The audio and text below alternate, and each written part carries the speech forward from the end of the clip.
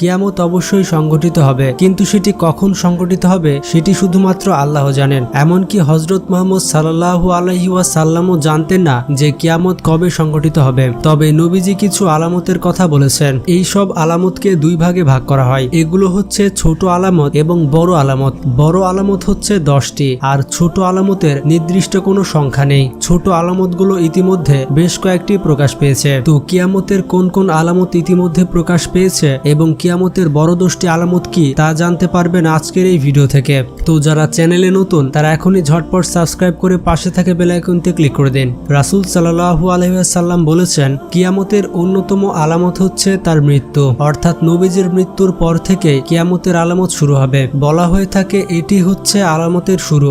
এছাড়া আরো একটি আলামতের কথা মহানবী বলেছেন। তিনি বলেছিলেন, তোমরা দেখবে খালি পায়ের বেদুইনরা নিজেদের মধ্যে প্রতিযোগিতা করবে। তাদের মধ্যে প্রতিযোগিতা হবে কে কাঠ থেকে বড় ইমারত তৈরি করতে পারে। অর্থাৎ 70 থেকে 80 বছর আগে যে আরবের দেশগুলো অর্থ কষ্টের মধ্যে ছিল, তারাই এখন পৃথিবীর সব থেকে বড় বড় দালান তৈরি করছে। এর উদাহরণ হিসেবে আপনি নিতে পারেন দুবাইয়ের বুর্জ খলিফা, যেটি বর্তমান পৃথিবীর সব থেকে উঁচু বিল্ডিং। এছাড়া আরো একটি ভবিষ্যৎবাণী করেছিলেন রাসূল সাল্লাল্লাহু আলাইহি ওয়াসাল্লাম। তিনি বলেছিলেন কিয়ামতের আগে মসজিদগুলো হবে রাজপ্রাসাদের মতো।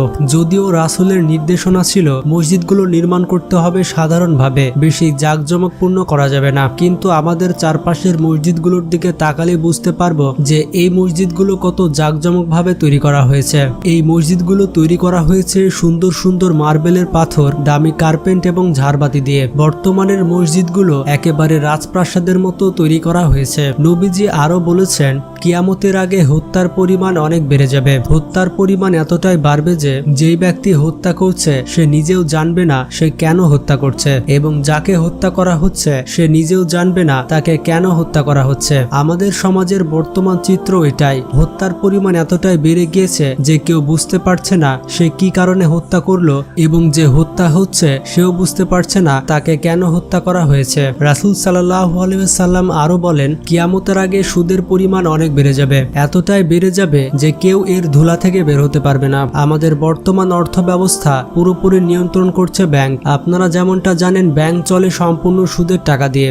অর্থাৎ বলাই যায় যে আমরা সবাই বর্তমানে সুদের জালে আটকে রয়েছি। এছাড়া রাসূল বলেছেন, কিয়ামতের আগে সাক্ষরতার হার বেড়ে যাবে, কিন্তু মানুষের জ্ঞান কমে যাবে। অর্থাৎ মানুষ পড়তে পারবে, লিখতে পারবে, কিন্তু মানুষের প্রকৃত জ্ঞান থাকবে না। তিনি আরো উল্লেখ করেন, শেষ সময়ে বক্তা বেড়ে যাবে কিন্তু প্রকৃত জ্ঞানী লোক কমে যাবে। অর্থাৎ এমন অনেক বক্তা থাকবে যাদের প্রকৃত কোনো জ্ঞানী থাকবে না। এইরকম ছোট ছোট আরো অনেক আলামত আছে যেগুলো ইতিমধ্যে প্রকাশ পেয়েছে। তার মানে আপনারা বুঝতে পারছেন কিয়ামত অতি সন্নিকটে। নবীজি 1450 বছর আগে যেগুলো বলে গিয়েছে সেগুলো এখন বাস্তবায়িত হচ্ছে। এছাড়া কিয়ামতের 10টি বড় আলামত রয়েছে যেগুলো আসার পরই পৃথিবী ধ্বংস হবে। চলুন আমরা জেনে আসি কিয়ামতের বড় 10টি আলামত সম্পর্কে। কিয়ামতের সব থেকে বড় 10টি আলামতের মধ্যে প্রথম আলামত হচ্ছে ইমাম মাহাদির আগমন। তিনি আমাদের প্রিয় নবী হযরত মুহাম্মদ সাল্লাল্লাহু আলাইহি ওয়াসাল্লামের বংশ থেকে আগত হবে এবং তিনি পৃথিবীতে আসার পর পৃথিবী 7 বছর শাসন করবেন। তার শাসন আমলে দাজ্জালের আগমন ঘটবে। ইমাম মাহাদি পৃথিবীতে যখন থেকে আসবে তখন থেকে ইসলামের জয় জয়কার শুরু হবে। সবাই দলে দলে ইসলাম গ্রহণ করতে থাকবে। মুসলমানরা সব জায়গাতে বিজয় লাভ করবে। ইসলামের সুমহান বাণী ছড়িয়ে যাবে সারা বিশ্বে। কিয়ামতের বড় 10টি আলামতের মধ্যে দ্বিতীয় আলামত হচ্ছে দাজ্জালের আগমন। দাজ্জাল হবে এক চোখ বিশিষ্ট এবং দাজ্জালের কপালে লেখা থাকবে কাফের। দাজ্জাল 40 দিন পর্যন্ত পৃথিবীতে থাকবে। পৃথিবীর সময় অনুযায়ী 1 বছর 2 মাস 14 দিন পর্যন্ত। দাজ্জাল একমাত্র মদিনা ছাড়া পুরো পৃথিবীর সব জায়গাতে পৌঁছে যাবে এবং দাজ্জাল সবাইকে বলতে থাকবে, আমি খোদা, তোমরা আমার ইবাদত করো। আল্লাহ তাআলা দাজ্জালকে এমন ক্ষমতা দিয়ে দিবে যে দাজ্জাল মৃতকে জীবিত পর্যন্ত করতে পারবে। দাজ্জাল জাহান্নাম এবং জান্নাত সাথে নিয়ে ঘুরবে এবং মানুষকে বলবে, আমাকে খোদা হিসেবে মেনে নাও, আমি নিজে তোমাদেরকে জান্নাতে পৌঁছে দেব। দাজ্জালের এই ফিতনায় পড়ে অনেক মানুষ ঈমান হারা হয়ে যাবে। ওই 40 দিন পৃথিবীতে কোনো খাবার থাকবে না। পৃথিবীতে না কোনো ফল থাকবে আর না কোনো ফসল থাকবে, মানে কোনো খাবার জিনিসই পৃথিবীতে থাকবে না। আল্লাহ তাআলা পৃথিবী থেকে সমস্ত খাবার উঠে নেবেন। এই সময় দাজ্জালের এক হাতে থাকবে রুটির পাহাড় এবং অন্য হাতে থাকবে গোশতের পাহাড়। সে মানুষকে বলতে থাকবে, আমাকে খোদা হিসেবে মেনে নাও, আমি তোমাদেরকে খাবার দেব। তার এই ফিতনায় পড়ে অনেকে তার এই খাবার গ্রহণ করবে, এমনকি অনেকে তাকে খোদা হিসেবে মেনে নেবে। এই কথাগুলো সাহাবীরা শোনার পর নবী নবীজিকে বলেছিলেন যে ওই সময় মুমিন বান্দারা দাজ্জালের হাত থেকে কিভাবে রক্ষা পাবে এবং সে সময় কোনো খাবার থাকবে না, তারা কি খেয়ে বা বাঁচবে। তখন নবীজি সাহাবীদের বলেছিলেন যে আল্লাহর মুমিন বান্দারা তখন আল্লাহর জিকির করে তাদের পেট পূরণ করবে। পৃথিবীতে যত নবী এবং রাসূল এসেছে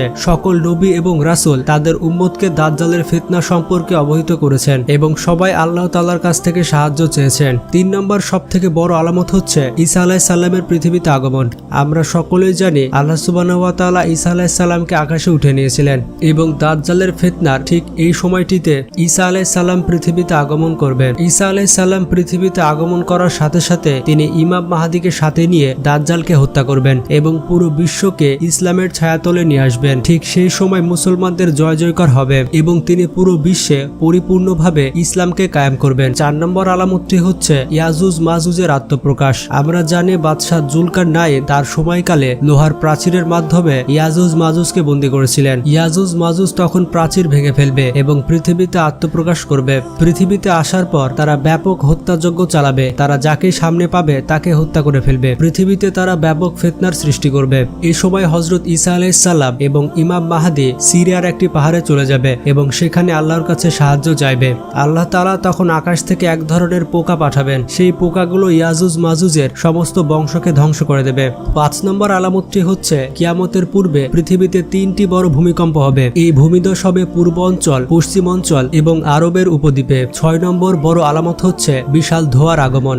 এই ধোঁয়ার মাধ্যমে পুরো পৃথিবী ছেয়ে যাবে। পৃথিবীতে এমন কোনো জায়গা থাকবে না যে এই ধোঁয়া পৌঁছাতে পারবে না। এই ধোঁয়ার ফলে মুমিনরা সামান্য ক্ষতিগ্রস্ত হবে। এটি কাফিরদের জন্য যন্ত্রণাদায়ক আযাব হবে। 7 নম্বর কিয়ামতের বড় আলামত হচ্ছে সূর্য পূর্ব দিক থেকে না উঠে পশ্চিম দিক থেকে উঠবে। সাধারণত আমরা দেখে থাকি সূর্য পূর্ব দিক থেকে উঠে, কিন্তু কিয়ামতের আগে সূর্য পশ্চিম দিক থেকে উঠবে। সূর্য যেদিন পশ্চিম দিক থেকে উঠবে সেদিন থেকে মানুষের তওবার দরজা বন্ধ হয়ে যাবে। মানুষ তওবা করলে আর সেই তওবা কবুল হবে না। 8 নম্বর আলামত হচ্ছে দাব্বাতুল আরদের আগমন। এটি এমন একটি প্রাণী হবে যেটি মানুষের মতো কথা বলবে।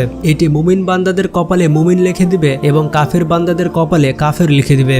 9 নম্বর সবথেকে বড় আলামত হচ্ছে দুনিয়া থেকে কোরআনের ইলম উঠে নেওয়া হবে, মানে পৃথিবী থেকে দ্বীনি শিক্ষা উঠে নেওয়া হবে। পৃথিবীতে কোরআনের কোনো আয়াতই থাকবে না, পৃথিবীতে কোরআনের কোনো কপি থাকবে না। এই সময় মানুষ কোরআন সম্পর্কে অজ্ঞ হয়ে যাবে এবং মানুষজন আবার মূর্তি পূজা করতে শুরু করবে। 10 নম্বর সবথেকে বড় আলামত হচ্ছে ইয়েমেনের এক জায়গা থেকে বড় আগুন বের হবে এবং এই আগুন মানুষকে তাড়িয়ে তাড়িয়ে নিয়ে যাবে সিরিয়া, ফিলিস্তিন, লেবানন এবং জর্ডানের দিকে।